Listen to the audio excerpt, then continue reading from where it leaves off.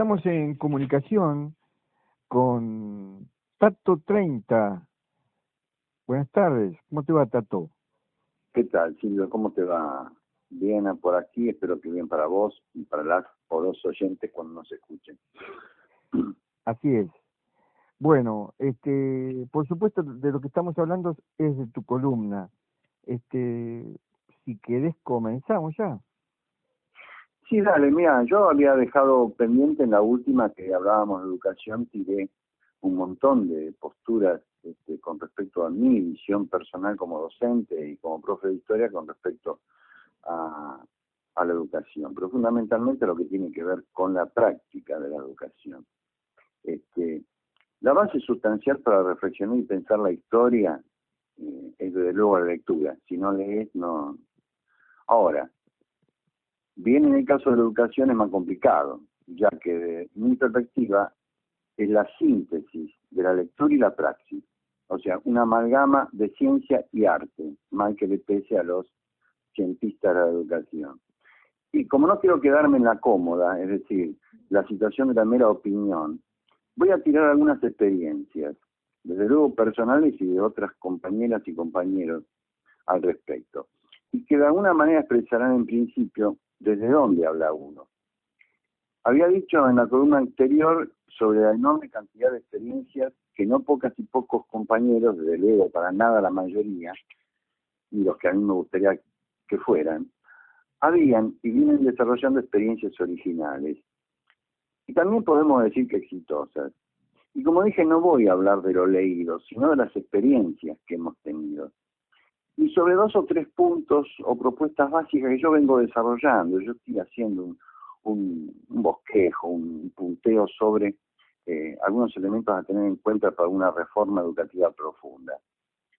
Siempre desde esta humilde situación, humilde y proletaria, ¿no? Una de las acciones perfectamente es verificable.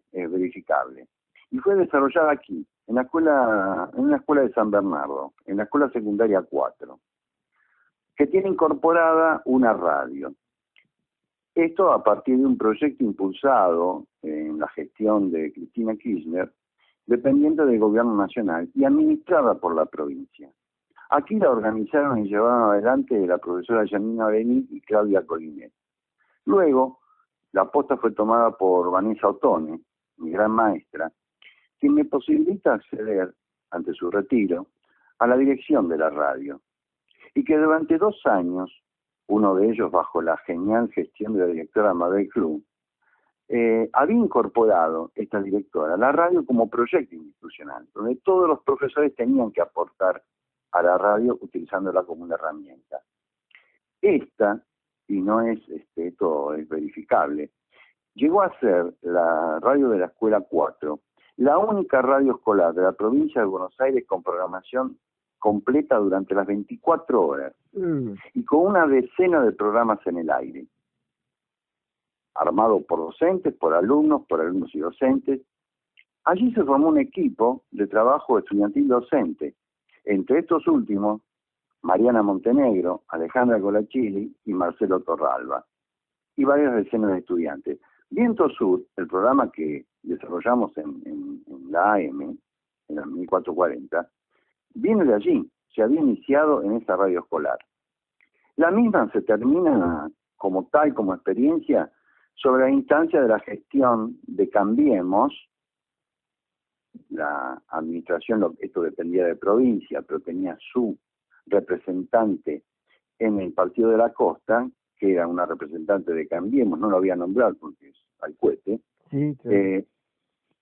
y se perdió. Digamos que a partir de mi retiro, la radio quedó solamente en manos de Mariana Montenegro y hizo y hace lo que ella puede desde la orfandad. El proyecto dejó de ser institucional, ya dejó de lado, ya quedó dejada de lado como experiencia escolar. De hecho no transmite, no hablemos ya de la etapa de pandemia, pero ya no transmite las 24 horas.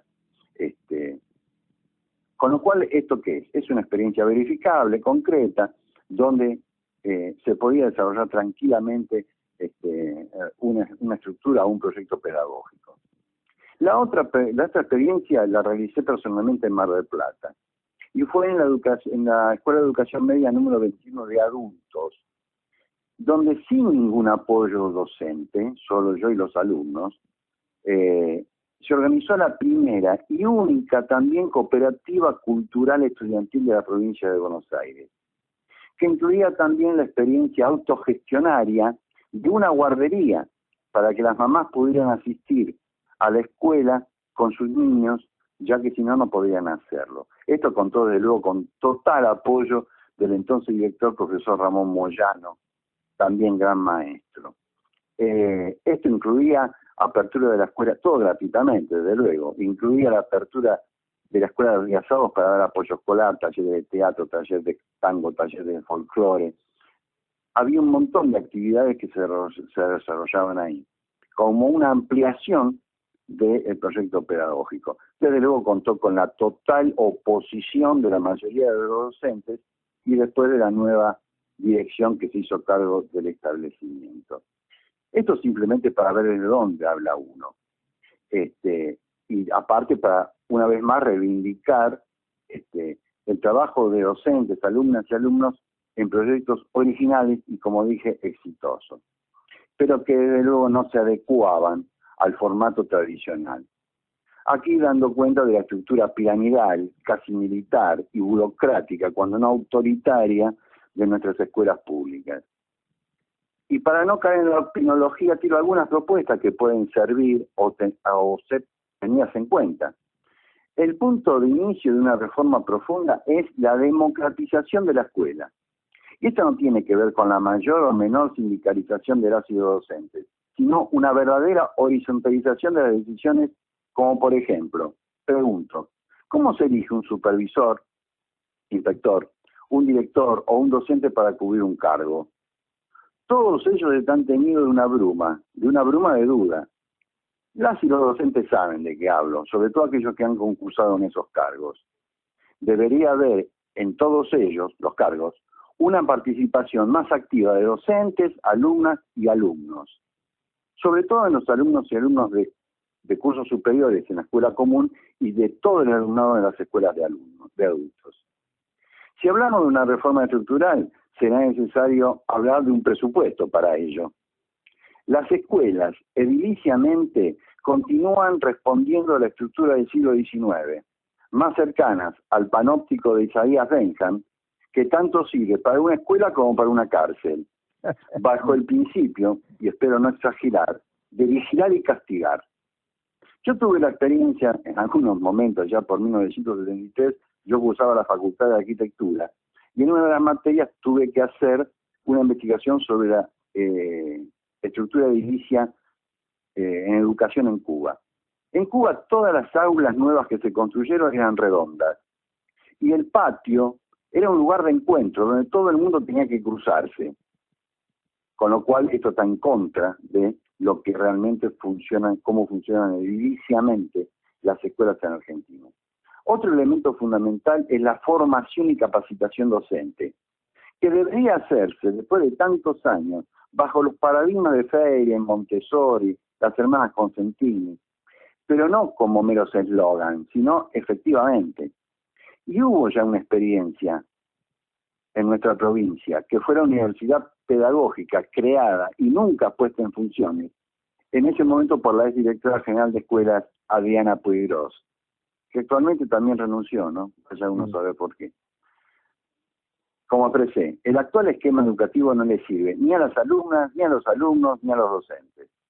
Representa un signo inequívoco del intento de recurrir a la ritualización amparada en la tradición, como modo de superar las ambivalencias, dudas, contradicciones, relativizaciones e incertidumbres que dominan nuestra sociedad. De este modo, se va agrandando el hueco entre lo que se debería hacer y la rigidez de las jerarquías institucionalizadas, la normalización, el trabajo individualizado, la competencia como máxima, el descrédito de la cooperación o el cultivo de la mediocridad, entre otros síntomas de esta educación positivista, sigo insistiendo, del siglo XIX, que aún se intenta imponer en un tiempo de incertidumbre. Y expresado, por ejemplo, otro punto que tiro, en la división de materias, y dentro de ellas las importantes siguen siendo lamentablemente en la actualidad las materias importantes, matemática y lengua. Las más o menos importantes, historia, física, química, biología, y las totalmente marginales, filosofía, sociología y fundamentalmente las artes, dibujo, pintura, danza, música, teatro. El denostado por este esquema, el denostado modelo de las hermanas Cosentini, por ejemplo, el eje transversal del proceso educativo giraba precisamente en las artes. Otro remedio positivista en pleno siglo XXI es la separación del proceso de enseñanza-aprendizaje en años o grados, lo cual atenta sobre un desarrollo virtuoso de dicho proceso educativo. Por una parte limita y adocena, por ejemplo, si una o un alumno se encuentra avanzado en historia o literatura, ¿por qué? Porque es un gran lector o porque le interesa el tema, debe obligatoriamente aburrirse en clases cuyo contenido él ya conoce. En el caso inverso, si esa misma alumno o alumno le cuesta las matemáticas, irreversiblemente va a perder el año. Con lo cual, lo más empeñado sería la aplicación de áreas de interés y de dificultades. Por ejemplo, en el caso, como ejemplo, la o el alumno podría estar cursando historia 3 y a su vez estar cursando matemática 1. Esto llevaría no solo a un cambio curricular, sino a un cambio de inicio. El docente ya no iría al curso, sino que el alumno es el que iría a tal o cual materia, y con ello esa separación aleatoria en cursos, que en gran medida condiciona el reconocimiento entre todas y todos, las y los jóvenes del servicio. De esta manera no habría compañeras y compañeros de curso, sino de escuela. ¿Imposible? No, hay modelos en América donde eso funciona y en países en las antípodas ideológicas que poseen los dos mejores modelos educativos del continente, Canadá y Cuba. Y me remito a y me permito una digresión. Cuando se realizó la cumbre de los pueblos en Mar del Plata, en el marco de la cumbre de las Américas, tuve la posibilidad de charlar con docentes, alumnas y alumnos cubanos, en donde constaté en la práctica, en la charla con ellos, esto que yo había descubierto con respecto a la estructura edilicia de las escuelas en Cuba. Y otro elemento importante es la incorporación, a través de esa charla, de los alumnos en lo que se llama aquí la doble escolaridad. Todos los pibes y pibas cubanos van todo el día a la escuela, a la mañana con las materias tradicionales y a la tarde con talleres, de lo que fuere, fundamentalmente de arte. Entonces, el pibe no está más al cohete, el pibe no se aburre, no tiene tiempo de aburrirse, en tanto y en cuanto todo lo que se dé sea productivo y les sirva y sea reconocido por ellos. Esto no es tan difícil de desarrollar. Más, inclusive recuerdo que en la gestión de Filmus se había planteado la cuestión de la doble escolaridad. Pero ¿en dónde encuentra rechazo? Y lamentablemente en no pocas y pocos docentes. Entonces digo, estos son algunos puntos. Daría para una extensa charla con respecto, yo lo tengo de alguna manera estructurado y justificado y argumentado, de por qué estos serían los elementos fundamentales para una escuela. Una nueva escuela para una nueva Argentina, que es lo que en estos momentos es necesario. Entonces, esto es un elemento fundamental que ayudaría a quebrar la brecha, a hacer esa escuela realmente inclusiva y no de amontonamiento, sino de inclusión, respetando las características, las historias de cada uno de las y los alumnos. No sé, me parece que la cosa pasa por ahí. Digo, si realmente vamos a ponernos a pensar en una reforma educativa en serio, si no, como dije en la anterior columna, y bueno, vamos a seguir poniendo de parches donde donde las y los docentes y las y los alumnos dejen de ser víctimas para ser actores. Ahora, para ser actores hay que actuar. Muy bien, muy bien. ¿Dónde ves el principal obstáculo? ¿Cómo está todo funcionando hoy en el terreno educativo? como para que ese proyecto pueda comenzar a plasmarse? Y mira, yo no quiero pelearme con nadie, pero yo me reservo determinar, yo tengo claro dónde está la cuestión.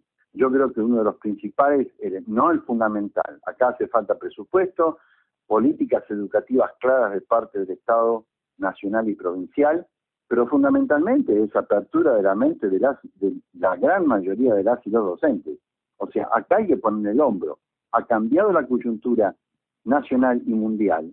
En consecuencia, acá hay que decidir. O me pongo a laburar en función de eso, o sigo siendo un empleado del Estado. Y después, yo creo que, bueno, lo voy a decir, acá tiene que empezar a haber un cambio sustancial en la actitud de las organizaciones sindicales. Una cosa es un sindicato en un régimen neoliberal, opresor y represor, y otra cosa es en un proyecto nacional y popular.